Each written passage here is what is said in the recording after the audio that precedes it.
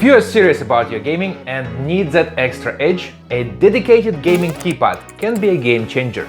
But is it so when it comes to PlayStation 5? There must be something you can give to kids who want Sonys to make the fight more even. はい。これがあります。 Well, I have a rather unusual setup here. We got PlayStation 5 and keypads. That's right, turns out Hori has refreshed their TAC Pro and made a licensed keypad for PlayStation 5.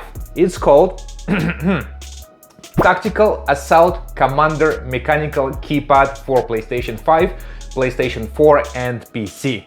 Wow, that sounded like a tongue twister to me. For short, let's call it HORI TAC. Now let's put it against the renowned Razer Tartarus on PlayStation Battlegrounds. After 3 months of hardcore testing these two, I've got some insights for you. And as we proceed, make sure to let me know in the comments if you think keypads and keyboards should stay away from console gaming. Roman does consumer tips. Here's a quick heads up. Not all Razer Tartarus models will play nicely with your PlayStation. For some reason, Tartarus Pro is not recognized by PS5. If you want to pair one of these with your console, Tartarus V2 version is the one you need. This is the way. Strange, I know, but who are we to question PlayStation's firmware? そうですね。 This is HORI TAC, priced at $129 on Amazon. It's a unique creature in the world of gaming keypads. Hori tried to make it something like a hybrid creature of a half keyboard and a half controller. They even thought of extra USB port for your mouse and a 3.5mm port for your headset. The mouse is not included with this version. It boasts 20 programmable keys plus an analog stick. So far so good, and sounds like a perfect blend of controller and keyboard gaming, don't you think? Yes, I think that will do nicely. On the other side, we have Razer Tartarus V2. It's well known to be favorite among PC gamers. You can get this baby for just $80, and luckily for you, it goes on sale pretty frequently for just around $60. That's a half price of TAC. Shut up and take my money! Razer advertises it to have 32 programmable keys. But let's debunk that myth. Just like Hori, it has only 20 keys. Where's the other 12? Well, Razer decided to count thumbstick and scroll wheel as additional keys. Nice try, Razer. I see what you're doing there. Now let's take a look at aesthetics and ergonomics side of things. With HORI TAC in hand, it might not feel like you're holding a $129 keypad. In fact, it feels plain and simple, to say the least. So I assume the price is mostly made up of PlayStation license royalties. Wrist support on this thing is easily adjustable, but still not as comfortable as I'd like it to be, as it's made of hard plastic and doesn't extend far enough. When fully extended, my hand is still overreaching the top key row. Keep in mind, I have large hands. As a result, this wrist support bump is useless in my case. The keys seem squashed together as well, and it feels like they're designed for petite hands. Yet, on a positive note, they've paid attention to the pinky finger ergonomics, and they lowered left key column. Simply speaking, Hori still has some kinks to iron out, but it seems like they are on the right path. Tartarus V2, despite being nearly quarter smaller than HORI TAC, managed to fit my hand really well. The soft adjustable wrist support is like a cloud when compared with HORI TAC.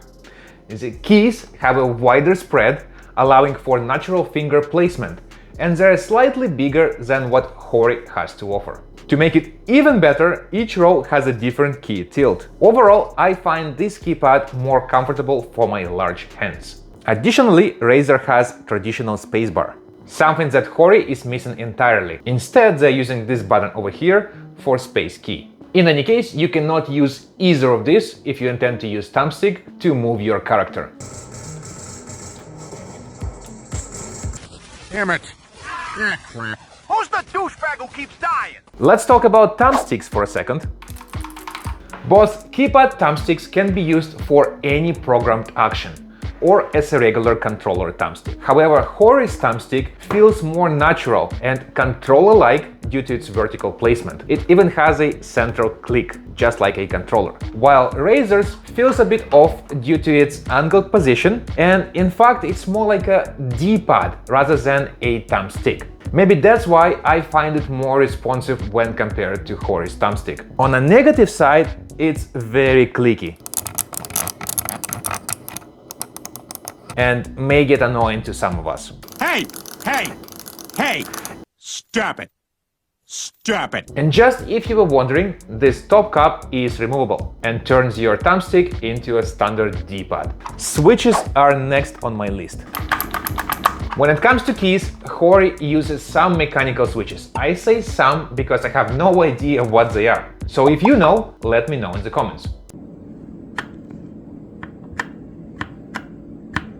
But whatever they are, these feel a bit flimsy and cheap when compared to Razer's mecha membrane hybrid switches of Tartarus V2.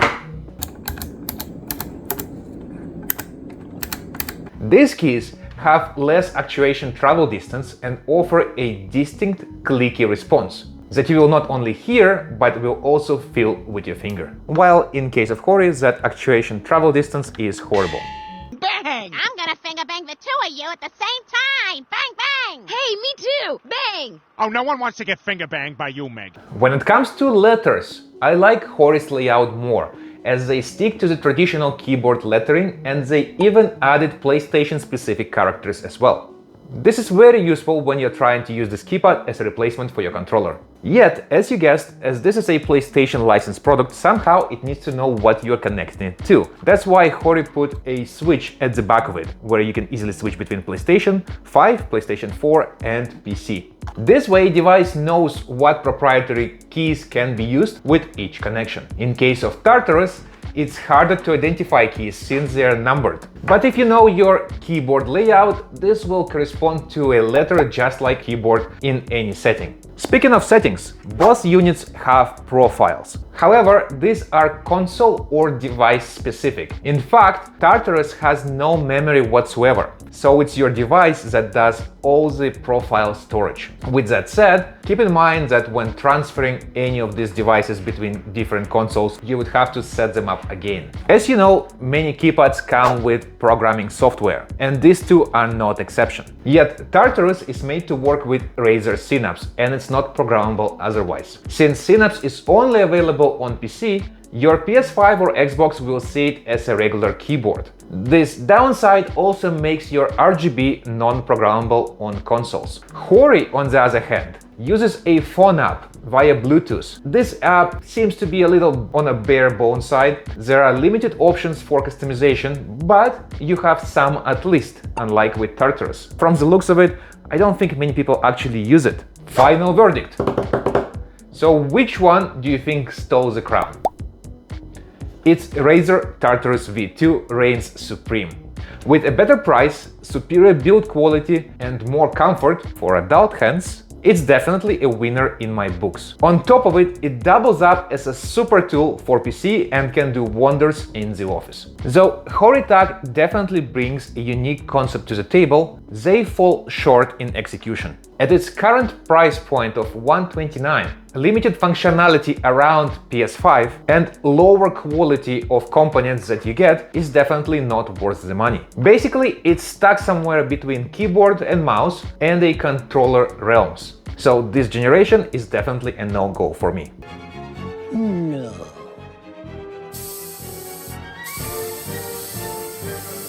No, by Consuela. And now main questions that all of us have. Do you need a keypad or a keyboard for PlayStation? Well, the answer is depends.